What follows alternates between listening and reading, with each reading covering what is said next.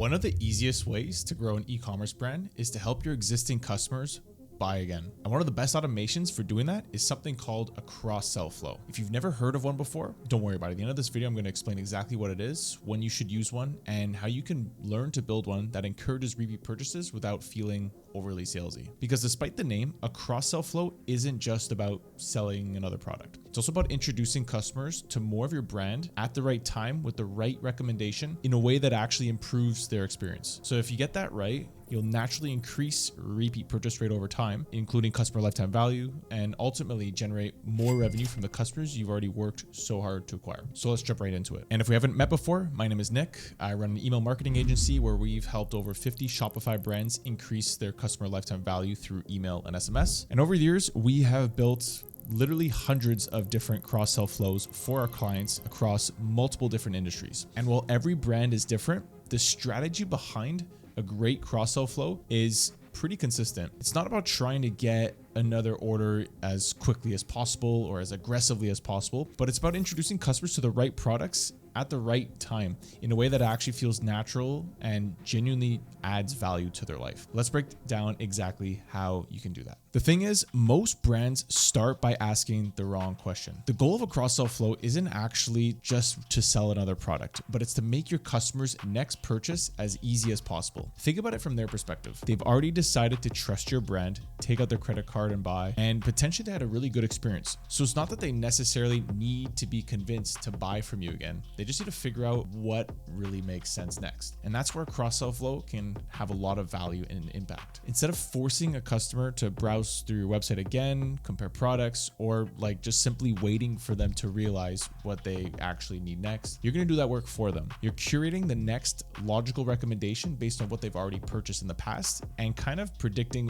what is the best option for their future. And the easier you can make that decision, the more likely they are to come back. That's really what creating more customer lifetime value is all about. It's not convincing people to spend more money, but it's actually removing friction from future purchases. Okay, so how do you actually decide what products next to recommend? Obviously, this is going to vary a ton across industries, but I like to think about it in 3 different buckets. So bucket number 1 is products that enhance the original purchase. Let's just say somebody buys hiking shoes. You have to think, what are they using hiking shoes for? Well, they're probably going to go for a hike. So a good cross-sell idea would be selling things that are also more likely to use on that hike. Maybe something like waterproofing spray, better socks, day pack, things that would make that hike better. The second bucket is products that solve the next problem. So let's say they really loved those hiking boots and now they're looking to do more hikes, maybe longer hikes, tougher trails, or overnight trips, etc. What products are going to help them take them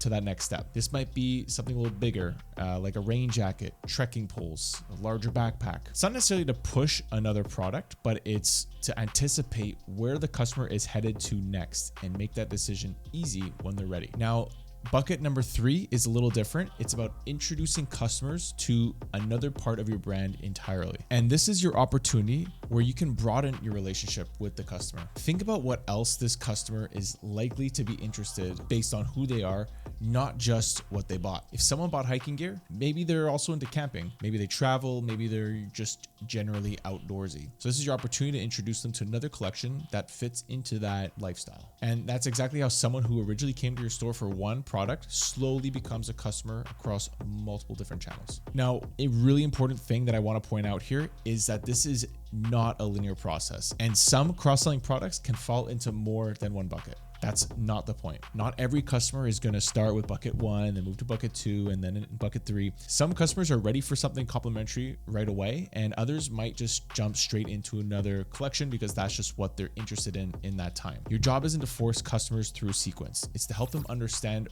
where they are today and basically just help them make the next logical step. So how many days after purchase should you send cross-sell emails? Well, the truth is there isn't really a universal answer. The right timing depends on one thing. Has the customer had enough time to experience the value of what they just bought? So going back to the hiking boots example, realistically, it could be like a month or 2 until the recipient actually goes on the hike. But on the other hand, if someone is ordering coffee beans, well, think about it, they're probably going to use it the next day or 2 after, and they might use it every day. So they're not going to need as long to receive more recommendations related to that product. So the trick here is twofold. Number one, hit them in multiple increments of time at different angles. And number two, gather data post-purchase, when, how, and why they actually use the products that they bought. Combining these two together is how you're going to win with cross-sell emails and just increasing your LTV in general. Trying to recommend another product before they've had the chance to actually enjoy their purchase can feel rushed. But the point is, don't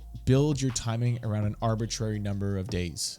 Build it around when your customer is most likely to receive value from the next recommendation. And just to build off that last point, one mistake I see a lot is treating every email in a cross-sell flow like it has to generate a sale. It doesn't necessarily have to do that. In fact, some of the most valuable emails in your cross-sell flow won't ask the customer to buy anything at all. The job is to help the customer get more out of the purchase they've already made. This could be showing them how to care for the product, sharing tips they might not know, highlighting features they haven't discovered yet, or even just showcasing how other customers are using it. Every time you help a customer get more value from their purchase, you're reinforcing that they made the right decision. And when the time does come to recommend another product, it doesn't feel like you're interrupting them with another sales pitch. It feels like a brand that's genuinely trying to help. So if there's one thing I want you to take away from this video, it's this. A cross-sell flow isn't about getting another order. It's about making it easier for your customers to continue buying from your brand. When every recommendation is relevant, timely, and genuinely helpful, repeat purchases stop feeling forced. They become a natural outcome of a greater customer experience. And remember, a cross-sell flow doesn't exist on its own. It's just one part of the post-purchase experience. Once a customer buys from you, your job isn't over. It's just beginning. And this is really where retention begins. So if you haven't already, I'd highly recommend watching my video on post-purchase flows next. In this video, I break down how to educate customers, reduce returns, build trust, and create a better overall experience after someone places their first order. Because when you combine a great post-purchase flow with a well thought out cross-sell flow, you're not just generating more repeat purchases, but you're also building customers who keep coming back for years. So if you found this video helpful, I'd really appreciate it if you subscribe. I post new videos every week on retention marketing, Klaviyo, and general strategies to help you increase your customer lifetime value. Thanks so much for watching, and I'll see you in the next one.